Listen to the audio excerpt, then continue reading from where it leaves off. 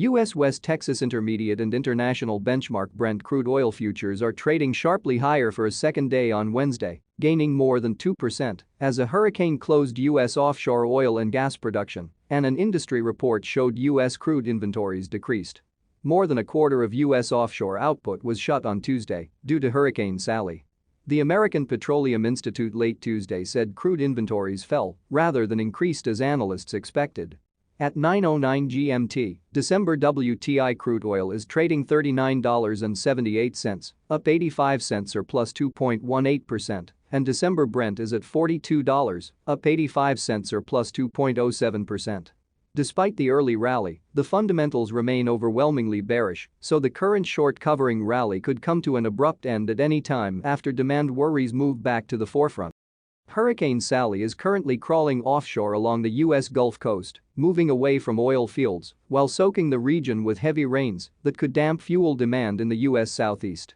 While the hurricane has shut some offshore Gulf of Mexico oil and gas production facilities and stirred heavy seas that close ports from Louisiana to Florida, it has moved at a snail's pace toward a Wednesday landfall on the coast between Mississippi and Florida, missing most major oil and gas production areas.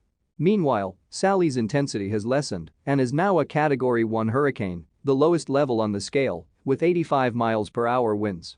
Oil and chemical ports along the Mississippi River were moving to reopen with restrictions, and some offshore operators were preparing to return workers to offshore platforms on Thursday. The American Petroleum Institute reported late Tuesday a draw in crude oil inventories of 9.517 million barrels for the week ending September 11. Analysts had predicted an inventory draw of 1.271 million barrels. The American Petroleum Institute also reported a build in gasoline inventories of 3.762 million barrels of gasoline for the week ending September 11. Analysts had expected a much smaller 160,000 barrel draw for the week. Distillate inventories were down by 1.123 million barrels for the week compared to last week's 2.293 million barrel build, while Cushing inventory fell by 798,000 barrels. The American Petroleum Institute numbers and hurricane scare provided a bullish shot in the arm to a market facing a grim outlook due to bearish fundamentals. Unfortunately, the rally was fueled by short covering, which likely means those who missed last week's sell-off will have another opportunity to enter fresh short positions at more favorable price levels. On Tuesday, oil producers and traders painted a bleak picture for a recovery in global fuel demand as the COVID-19 pandemic rages on, hammering economies. The International Energy Agency also reduced its forecast for oil demand this year on Tuesday because of a cautious outlook for the economic recovery from the pandemic.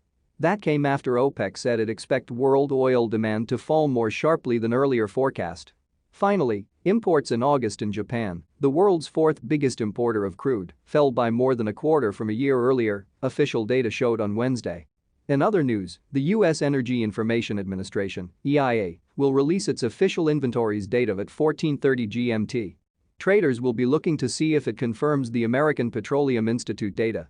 Start watching for topping action after the EIA data is released.